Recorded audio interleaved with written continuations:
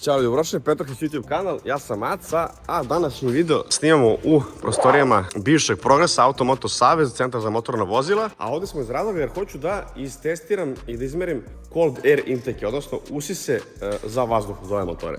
Imam dva auta i sad nije ni bitno koliko konja ima moje, koliko konja ima od drugara, znači to sad nije bitno, bitno je koja je razlika u konjima kad stavimo znači ove aftermarket usise. Kod mene se trenutno nalazi malo prašnje, dobro nije strašno, HG Motosport, karbonski intake, znači sad dole karbonskim sa kolenom, sa crevom i ovim da kažemo karbonskim delom. Ovde se nalazi velika pečurka, ovo je onaj kompletni da kažemo maska koja služi za usis sa prednjeg dela maski, znači i ona je karbonska. Koje su prednosti ovog usisa? Pa nemam pojma, meni se sviđa što je karbonski, navodno bi trebalo da ima manje temperature. Opet iz drugog ugla mislim da pečurka nije dovoljno velika i mislim da nije baš najbolje odrađen, jer pazite vazduh koji ulazi ovako ide prvo desno na tu krivinu pa se vraća levo dole ka turbo. Ovde s ove strane imamo Racing Line R6, znači isto ovaj deo je Racing Line-ov, znači kao i kod mene, isto crevo za vodu je kao i kod mene, Racing Line kutija koja mi se čini da je dublje nego kod mene, navodno i pečurka veća, crevo mislim da je istog fija, znači iste širine, jedino što mislim da je crevo dosta tvrđe nego moje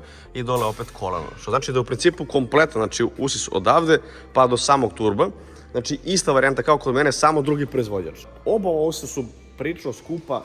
Negde smo izračunali, okačit ćemo ovde negde cene, ali mislimo da je ovo negde blizu 700 evra, ovo kod mene negde blizu 800 evra, a evo ga, fabrički, vidite kako izgleda. Znači, fabrička kutija, unutra je fabrički filter, ovo je fabrički, kompletan sa maskom koja ide napred, sa crevom fabričkim i sa fabričkom kutijom.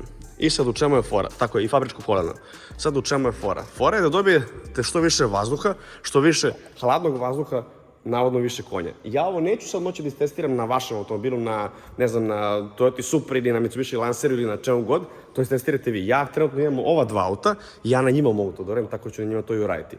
Nećemo miksovati sad jedan i drugi auto, jer ono što je nama bitno i što je nama reper, izmerimo ovaj auto koliko ima sa fabričkim usisom, a zatim sa ova druga dva. I tako ćemo dobiti razliku i vidjeti koji je zapravo od ovih usisa najbolji. Da li se isplati dati, ne znam, 800 evra za ovako nešto ili, ne znam, 600-700 evra za ovako nešto ili ima usisaj koji su 1000-1500, 2 evra.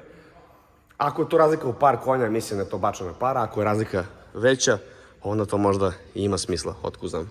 Tako da prva stvar koju radimo, idemo da stavimo fabrički usis, kad stavimo fabrički usis na mog, znači sve ćemo radimo na mom autu da bi bili sigurni da sve isto su uslovi isti, da je temperatura ista, da je mapa na autu ista. Znači mapa na autu nije bitna snaga kolika je, bitno je samo da se nađe razlika između ovih usisa. I pre nego što saznate da li sam bacio pare na usis, hoću vam pokažem samo kako da ne bacite pare vi. U pitanju je sidecar vertikalno, ako možete provjeriti istoriju vašeg automobila, odnosno da li je bio kraden, lupan, da li je bio taksi, da li je kilometraža vraćena. Konkretno ovdje imamo BMW trojku, znači 46 sa vraćenom kilometražom. I evo kako izgleda auto. Korektno, ovo je pre-facelift, znači nije facelift, ovo je pre-facelifta.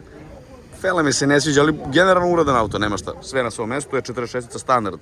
I evo je kilometraža. Dakle, krenulo je to lepo. 184.000, 203, 250, 206, 269, 300, 324. Pa šta, 324.000 za E46, ništa. Ali onda bum, pad na 172.000, pa onda opet krenuo gore. Dakle, ovaj moment ovde je sporan. Pa ne znam zašto to svi kod nas na Balkanu rade i zašto spuštaju kilometražu na baš ovu kilometražu. Uglavnom, šta da vam kažem, ako hoćete prodati vi vaš auto, u opisu imate link sa 30% popusta.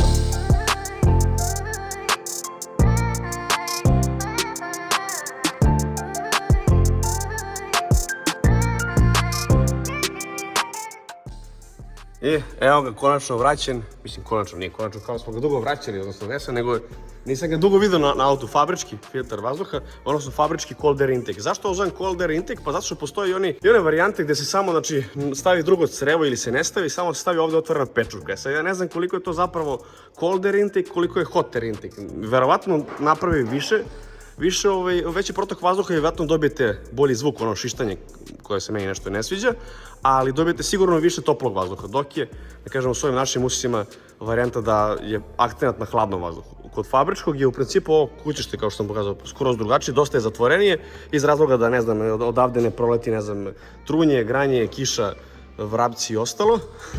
Airbox je dosta manji, crevo ovde dosta uže i generalno sve kasnije tamo dosta manjeg fija. E sad, koliko je zapravo opet bolje kupiti onaj cold air intake u odnosu na fabrički kojima, to ćemo da imamo sad. Ovde je situacija na mojim kolima koje su stage 2 mapirane. Zašto? Opet kažem da možda kod vas neće biti isto, jer prosto sve zavisi od motora do motora, od atmosferca do turba, do kompresora, do samih usisa. Ali ono što je bitno po meni je da naglasim da smo uzeli auto koji je mapiran iz razloga jer se tu napravi veća razlika. Na fabričkim automobilima verujem da ne je bilo nikakve razlike i nema ni potrebe svrhe menjati usise. I evo, zavrtili smo ga, izmerili smo fabrički, znači s ovom mapom koliko je izbacio sa fabričkim usisom, da li se ovdje lepo vidi, ajmo, 365,5, 508 N. Šta ti misliš, šefe, da li ima neke razlike, da li će uopšte biti sad razlike s ova dva usisa, a? Neka mala razlika, a?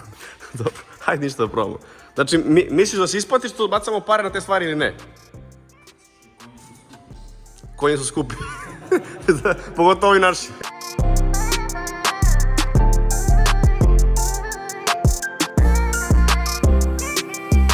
Evo, znači, pokažemo, sad smo na pola menja Racing Line crevo, sad stavljamo Racing Line usis, evo ostatak ovde, a ovo je HG-ovi. Sad što sam htio da pokažem je to, na primjer, da mislim da ovdje ima mala razlika, ja stavim s ove strane, što Racing Line u sredini, u ovom delu kod ručice za haubu je zatvoren, dok je ovaj kod mene otvoren skroz. E sad, koliko to znači, da li to išta znači, nemam pojma, sad ćemo da idemo dalje.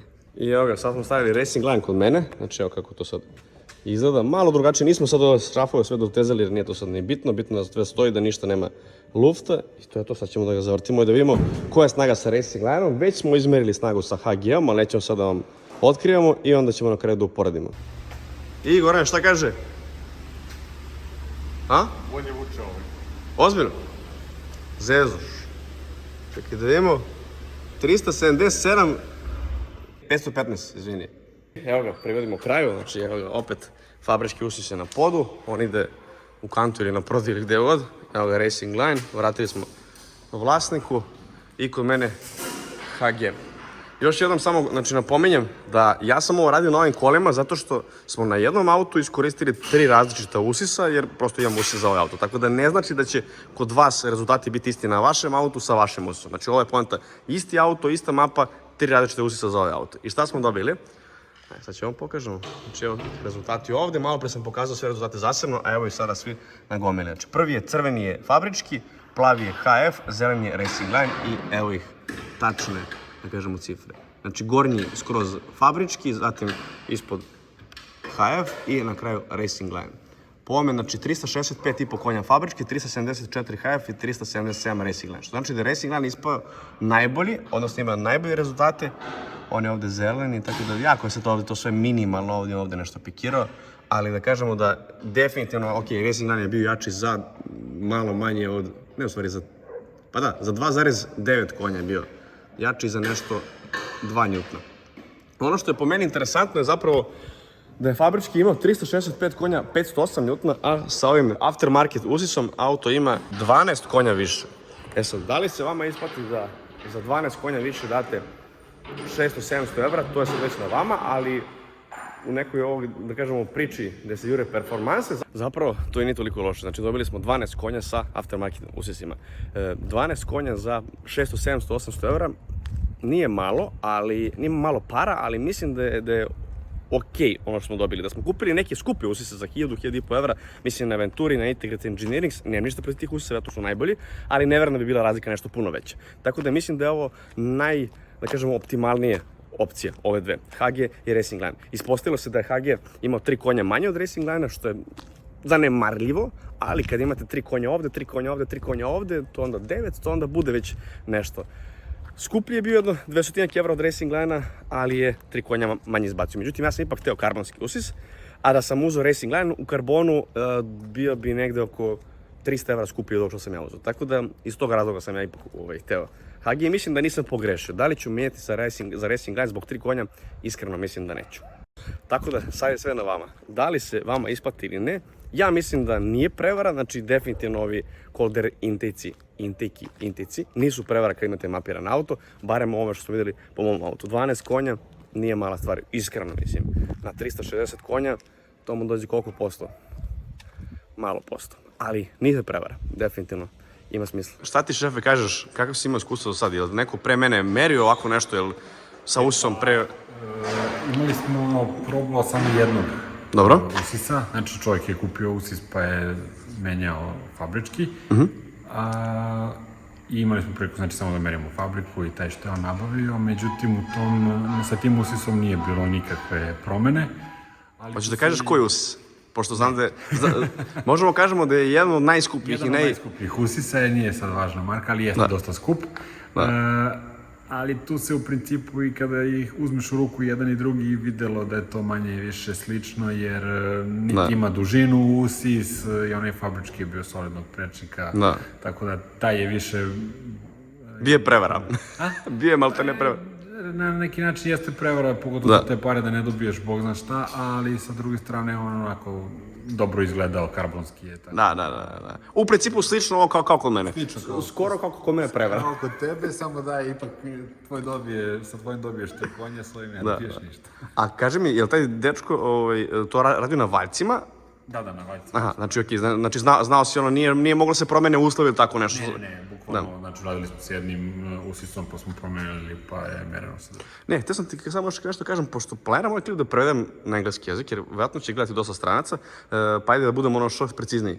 Bitno da kažemo da smo ovo radili u nekih 2 sata, možda i manje, i da se... Umanje. Možda trajalo nekih sat.